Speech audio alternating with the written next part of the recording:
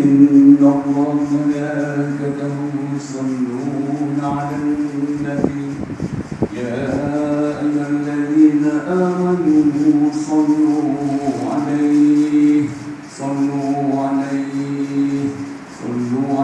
وسلموا تسليما اللهم صل على محمد اللهم صل على سيدنا محمد اللهم صل على سيدنا ونبينا وحبيبنا وشفيعنا وحبيبنا ومولانا محمد.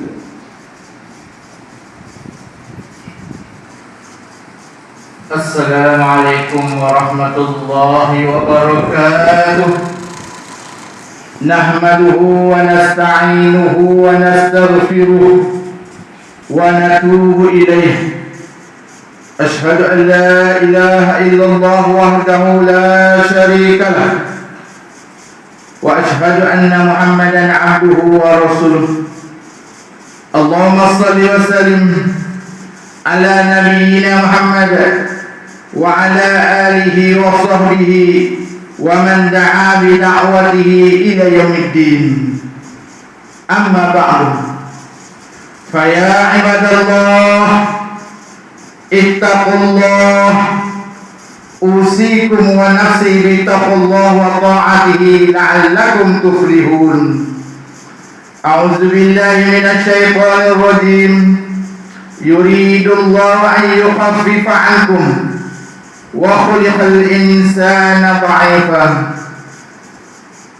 Sidang jemaah yang dirahmati Allah sekalian, marilah kita bertakwa kepada Allah Subhanahu wa taala dengan mentaati segala suruhannya dan menjauhi segala larangannya. Semoga kita senantiasa dipayungi rahmat dan keberkatan di dunia hingga akhirat. Ibadallah, wahai hamba-hamba Allah, sidang jemaah yang dirahmati Allah sekalian, perpaduan adalah asas kepada kemakmuran negara. Ianya memerlukan penglibatan semua pihak, sama ada para pemimpin dan setiap warga negara, biarpun berbeza bangsa, pangkat dan pegangan agama. Sebagai umat Islam, kita wajib berpegang teguh terhadap tuntutan agama dan memelihara nilai perpaduan sebagaimana firman Allah Subhanahu wa taala dalam surah Ali Imran ayat 103 yang berbunyi wa'tasimu bihablillahi jami'an wa la tafarraqu. Dan berpegang teguh kamu sekalian kepada tali Allah, yakni agama Islam, dan janganlah kamu bercerai-berai. Pada 15 Jun 2021, hari Selasa lepas, kerajaan telah mengumumkan plan pemulihan negara, peralihan fasa PKP secara berperingkat yang merupakan satu strategi peralihan keluar secara berfasa dari kemelut pandemik COVID-19. Kita ketahui bahawa jumlah kes positif COVID-19 masih berada pada tahap yang membimbangkan. Namun kita juga merasa resah terhadap keadaan ekonomi negara yang sedang melalui cabaran untuk mengekalkan kestabilannya. Justru kerajaan telah merangka satu pemulihan bagi memastikan negara kita berjaya untuk bebas daripada cengkaman pandemik yang menjadi musuh utama kita hari ini. Ibadallah, wahai hamba-hamba Allah, sidang jemaah yang dirahmati Allah sekalian, kerajaan telah merangka plan ini dengan membuat pertimbangan sebaik mungkin bagi memastikan supaya setiap keputusan yang diambil adalah untuk melindungi nyawa dan memastikan kelangsungan hidup rakyat. Ia juga mengambil kira ancaman COVID-19 yang masih menular dalam komuniti dan bilangan kes aktif yang tinggi di hospital. Plan ini merupakan satu panduan yang dirangka secara berhati-hati berdasarkan data dan sains untuk membolehkan kita semua kembali kepada kehidupan harian besok. Strategi plan pemulihan negara merangkumi 4 fasa dan akan melibatkan plan peralihan fasa PKP secara berperingkat. Dan kita sekarang sedang berada di fasa pertama, iaitu PKP dilaksanakan secara menyeluruh dan hanya perkhidmatan perlu saja dibenarkan beroperasi. Adapun fasa kedua merupakan kesinambungan daripada fasa pertama dengan aktiviti sosial dan kawalan pergerakan terus dikawal dengan ketat. Aktiviti ekonomi akan dibuka secara berperingkat dengan membenarkan kapasiti pekerja sehingga 80% di premis. Fasa ketiga pula melibatkan peralihan daripada pendekatan senarai positif kepada senarai negatif, iaitu di mana semua aktiviti ekonomi dibenarkan beroperasi kecuali aktiviti yang berisiko tinggi untuk jangkitan COVID-19 yang masih ditutup. Seterusnya fasa keempat adalah fasa terakhir plan pemulihan negara, di mana kita seboleh mungkin dapat kembali semula kepada norma kehidupan seharian. Semua sektor ekonomi akan dibuka, lebih banyak aktiviti sosial akan dibenarkan, perjalanan rentas negeri dibolehkan, dan pelancongan domestik juga akan dibuka tertakluk kepada SOP yang ketat. Fasa ini dapat dilaksanakan apabila bilangan kes COVID-19 adalah rendah, sistem kesihatan awal di tahap selamat, dan program vaksinasi telah mencapai tahap imuniti berkelompok selewatnya pada akhir tahun ini.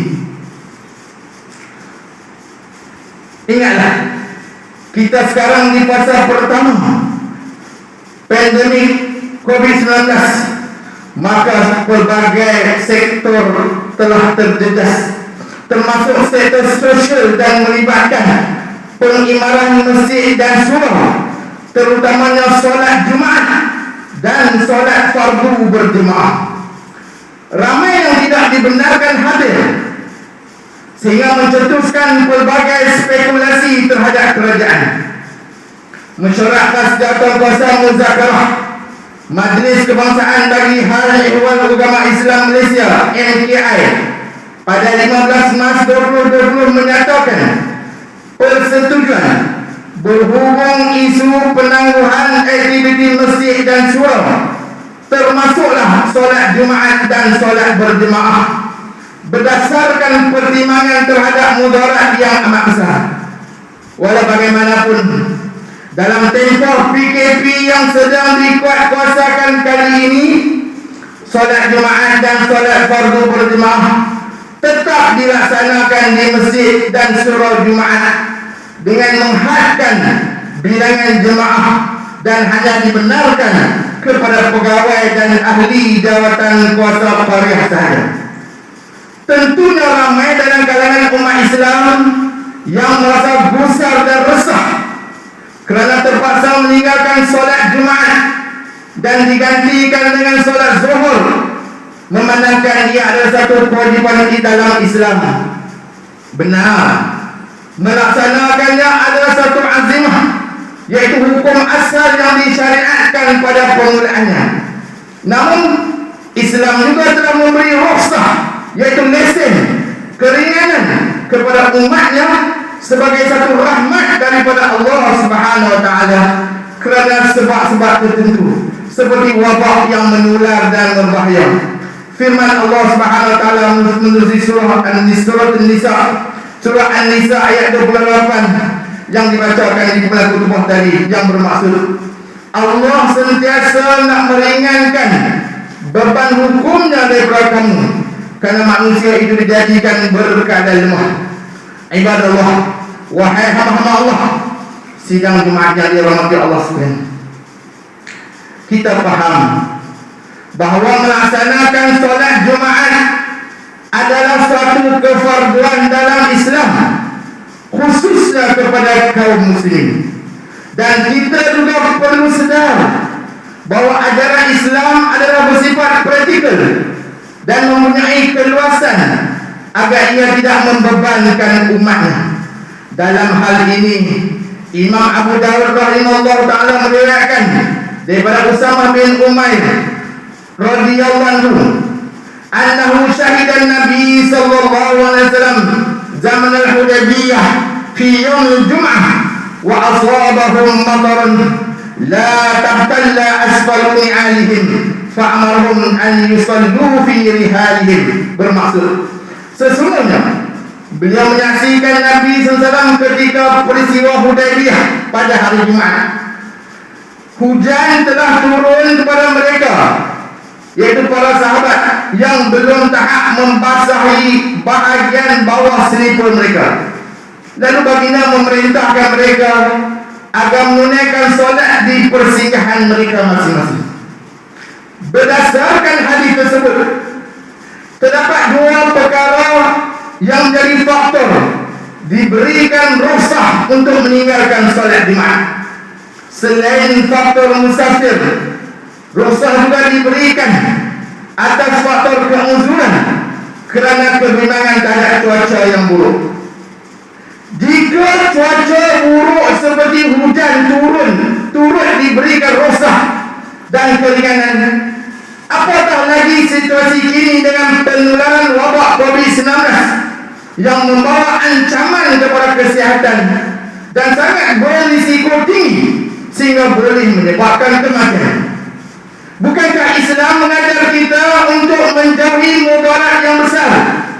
Bahkan ianya termasuk dalam aspek mafasid syariah, yaitu memelihara nyawa manusia, sehingga mereka yang tidak dibenarkan hadir solat Jumaat dalam keadaan ini tidak tertakluk kepada hukum makruh atau haram, kerana mereka termasuk dalam golongan yang mendapat uzur dan tidak pergi melaksanakan solat Jumaat.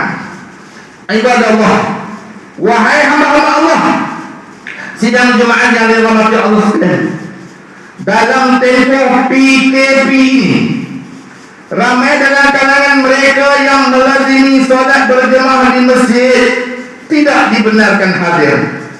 Namun ingatlah bahawa Allah Subhanahu wa taala tetap memberikan ganjaran, bahawa Allah Subhanahu wa taala tetap memberikan ganjaran. Allah Subhanahu wa taala tetap memberikan ganjaran kerana kelaziman mereka menghadirkan diri ke rumah Allah. Kepatuhan kepada perintah kawalan pergerakan ini juga sebenarnya adalah berdasarkan kepada kaedah fiqh, yaitu kemudaratan mesti dihilangkan dengan cara kekal berada di rumah. Justru laksanakanlah solat secara berjemaah di rumah bersama anak dan isteri. Laksanakanlah solat secara berjemaah di rumah bersama anak dan isteri, di samping memperbanyakkan aktiviti kerohanian seperti berzikir, membaca Al-Quran dan bermunajat kepada Allah Subhanahu wa taala. Dalam kesempatan ini juga, khatib ingin mengingatkan kepada semua masyarakat supaya akur dengan perintah pihak berkuasa, terutamanya mengenai pengimaran masjid dan surau. Jauhilah perbuatan provokasi di media-media sosial dengan mempertikaikan setiap arahan dan SOP sehingga mempengaruhi orang lain dan menjadi asbab kepada pelanggaran terhadap arahan. Kepada para agamawan, pemimpin setempat, marilah bersama-sama mencari peringatan dan mendidik masyarakat untuk menjadi warga yang berdisiplin tinggi demi memastikan keselamatan diri daripada ancaman wabak pandemi ini. Contohnya, elakkan diri daripada bersesak-sesak bila membeli barang-barang seperti ikan dan sayur dan sebagainya. Sebagai seorang muslim, kita mesti berusaha menjauhi perbuatan yang boleh menimbulkan keresahan dan kebimbangan orang ramai, apatah lagi memburukkan keadaan. Jadilah warga negara yang bertanggung jawab untuk kesejahteraan negara. Sesungguhnya sebagai rakyat, kita wajib meletakkan ketaatan dan kepatuhan pada pemerintah selagi mana ianya dilakukan demi kemaslahatan umat dan negara. Ibadallah, wahai hamba-hamba Allah, sidang jemaah yang dirahmati Allah sekalian, kesimpulan yang dapat diambil dari khutbah ini ialah: pertama, fahamilah mengenai rukhsah meninggalkan solat Jumaat dalam tempoh pandemik COVID-19 supaya kita dapat mengelakkan sebarang keraguan.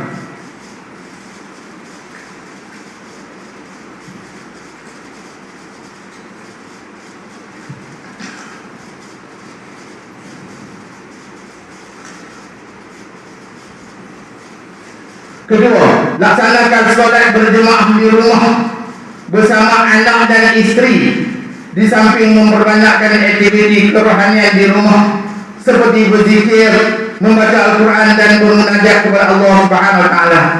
Ketiga, jauhilah perbuatan yang boleh menimbulkan keresahan dan kebimbangan orang ramai. Jadilah warga negara yang bertanggung jawab demi kesejahteraan negara. Marilah kita hayati firman Allah Subhanahu wa taala dalam surah An-Nisa ayat 59. Ba'da a'udzu billahi minasyaitonir rajim.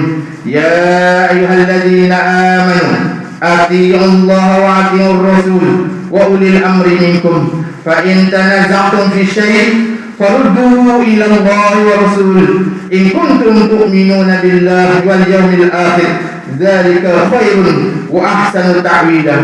Maksud, wahai orang yang beriman, taatlah kamu kepada Allah dan taatlah kamu kepada Rasulullah dan kepada ulil amri, yaitu orang-orang yang berkuasa dari kalangan kamu. Kemudian jika kamu membantah berselisihan dalam satu perkara, maka hendaklah kamu mengembalikan kepada Alkitab, yaitu Al-Quran dan As-Sunnah Rasulnya, jika kamu benar-benar beriman kepada Allah dan hari akhir. Yang demikian itu adalah lebih baik bagi kamu, yang lebih elok pula kesudahannya. Barakallahu wa lakum bil Qur'anil azim wa nafa'ani wa iyyakum bima fihi minal ayati wa dzikril hakim wa taqabbal minni wa minkum tilawatah innahu huwas samiul alim.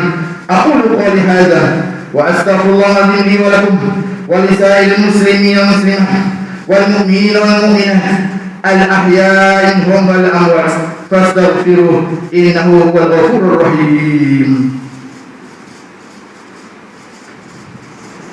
Wassalatu wassalamu ala sayyidina Muhammadin nabiyil amin wa ala alihi wa ashabihi at-tahirin wa man tabi'ahum bi ihsanin ila yaumiddin. Asyhadu an la ilaha illallah wahdahu la syarika lah wa asyhadu anna Muhammadan 'abduhu wa rasuluh. Amma ba'du. Fa ya ibadallah ittaqullah haqqa tuqatih. Sidang jemaah majlis sekalian, kita merasa amat sedih, terkejut dan marah kerana dua perkara. Pertama, masih ada individu dan kumpulan tidak henti-henti daripada politik dan sangat bernafsu untuk mengambil alih tampuk kepimpinan negara dan negeri dalam suasana COVID-19 yang sebegini rupa. Sedangkan sukarelawan pengurusan jenazah di perkuburan Islam Raudatul Sakinah, Batu Muda, Kuala Lumpur sudah mengeluarkan kenyataan bahawa mereka sudah tidak menang tangan.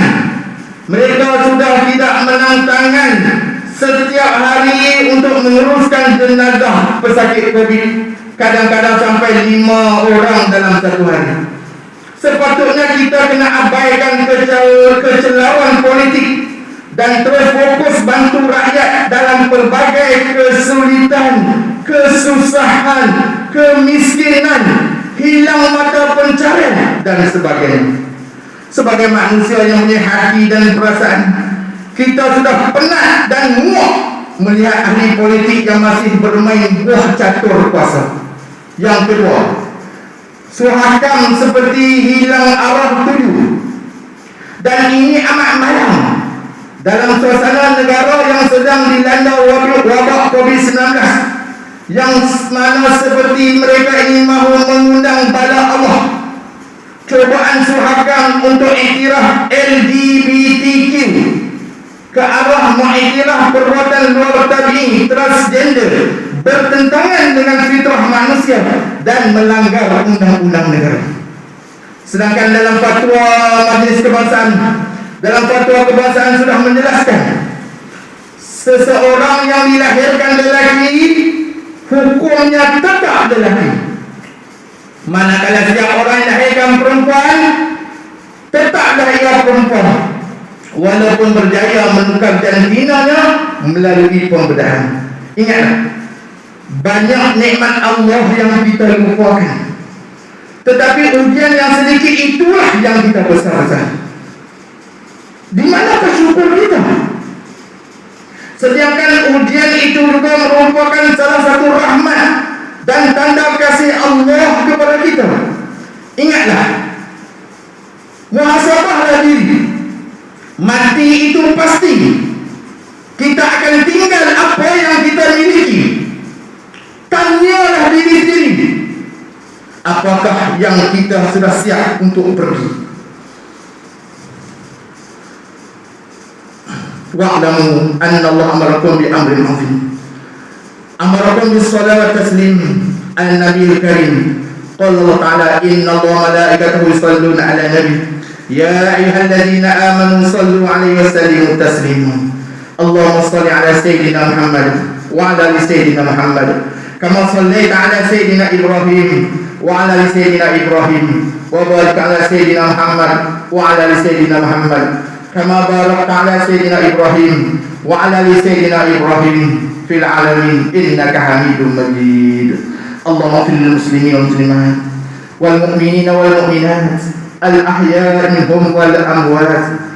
Allahumma aminna fi awtanina wa aslih a'immatana wa ulata umurina washmalillahum wa taufiq washmalillahum bi'inatika wa taufiqika ala malikina kebawah dulu yang maha mulia Seri Paduka Baginda yang di-Pertuan Agung As-Sultan Abdullah Riyatuddin Al-Mustafa Billah Syah Ibni Al-Mahum Sultan Haji Ahmad Syah wa kadzalika maulana Tuan yang terutama Tun Datuk Seri Utama Ahmad Fauzi bin Hadi Abdul Razak yang di-Pertua Negeri Pulau Pinang. Allahumma a'izal Islam wa muslimin wa azil syirka wa musyrikin wa dammir a'da'ad-din wa ansur ibadakal mu'minin. Allahumma rfa'anna al-bala' wal waba' wal fahsya' wal mihan wal fitan ma zahara minha wa ma batan an baladina hadha khasah wa an buldan muslimin 'amah innaka 'ala kulli syai'in qadir. Allahumma inna na'udzubika minal baras wal junun wal juzam wa min sayyi'il asqam ya arhamar rahimin. Rabbana atina fid dunya hasanah wa fil akhirati hasanah wa qina adzabannar. Ibadallah, innallaha ya'muru bil 'adli wal ihsan wa ita'i dzil qurba wa yanha 'anil fahsya'i wal munkari wal baghi ya'idukum la'allakum tadhakkarun. Fadhkurullaha yadhkurkum washkuru 'ala ni'amihi yazidkum was'aluhu min fadlihi yu'tikum wa la dzikrullahi akbar wallahu ya'lamu ma tasna'un. Aqimis shalah.